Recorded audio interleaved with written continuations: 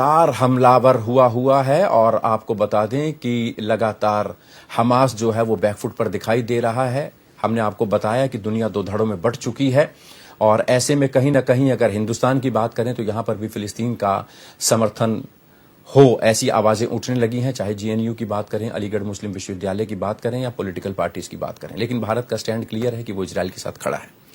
अगले 1 घंटे तक चर्चा करेंगे। तमाम पॉलिटिकल एक्सपर्ट, जबरदस्त पैनल हमारे साथ मौजूद है। कैप्टन आई सिंह साहब भारतीय जनता पार्टी के नेता प्रवक्ता हमारे साथ मौजूद हैं।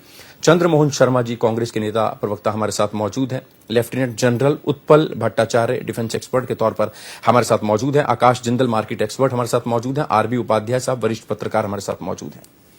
आप सभी का स्वागत है। चर्चा की शुरुआत कैप्टन आई सिंह साहब से करेंगे। भारतीय जनता पार्टी के नेता प्रवक्ता हमारे साथ हैं।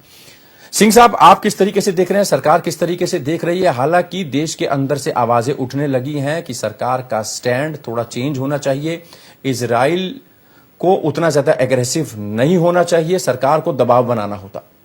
किस तरीके से भारतीय जनता पार्टी देखती है, सरकार देखती है? निश्चित तौर पे भूपेश जी, आपने देखा होगा कि इजराइल तो शांतिपूर्वक अपना कार्य कर रहा था, उसे कोई मतलब नहीं था, मगर उसके ऊपर जिस तरह से अटैक किया हमास ने, ये बिल्कुल उनकी सोची समझी एक रणनीति थी और उनके साथ जिस तरह से दूसरे देश उनको सपोर्ट कर रहे थे।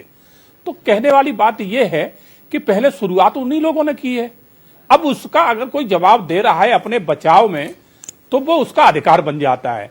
आप आगे होके पहले उनके ऊपर अटैक करते हो, 5000 रॉकेट दागते हो और जिस तरह से उन्होंने वहां दरिंदगी करी थी वो दुनिया ने देखी है कि मासूम बच्चों तक को नहीं बख्शा, उनके गले काटे गए, छोटी छोटी लड़कियों के साथ रैप किया गया। तो कितनी दरिंदगी इनके अंदर भरी हुई है। तो इसका अगर बदला अगर कोई ले रहा है और जो इनके साथ में खड़ा हो रहा है, तो मैं तो ये कहूंगा कि उनकी हमास की सोच में और उनकी सोच में जरा भी अंतर नहीं है। ऐसे दरिंदों को बिल्कुल कोई भी पसंद नहीं करेगा, भारत में हो या बाहर हो।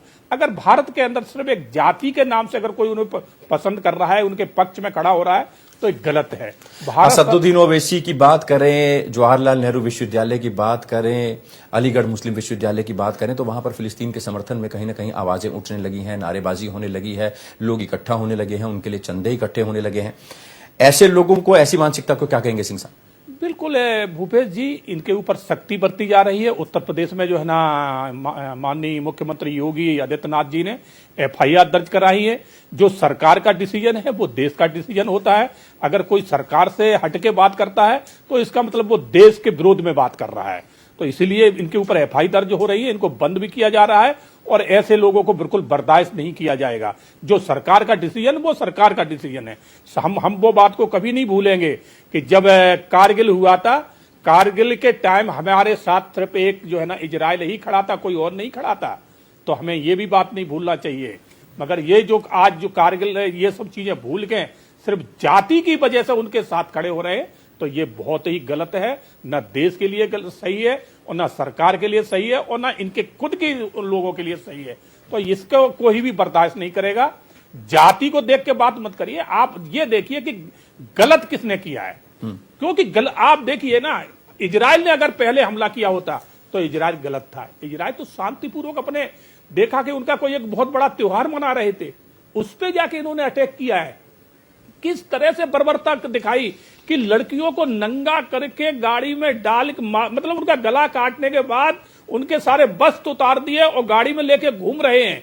और किस तरह से महिलाओं के साथ दुराचार हो रहा है। आता हूं सिंह साहब आपके पास। कहीं पॉलिटिकल पार्टी जिस आपकी लाइन से इत्तेफाक नहीं रखती हैं, बात करेंगे आपसे आगे भी। चंद्रमोहन शर्मा हमारे साथ मौजूद हैं, कांग्रेस के नेता प्रवक्ता।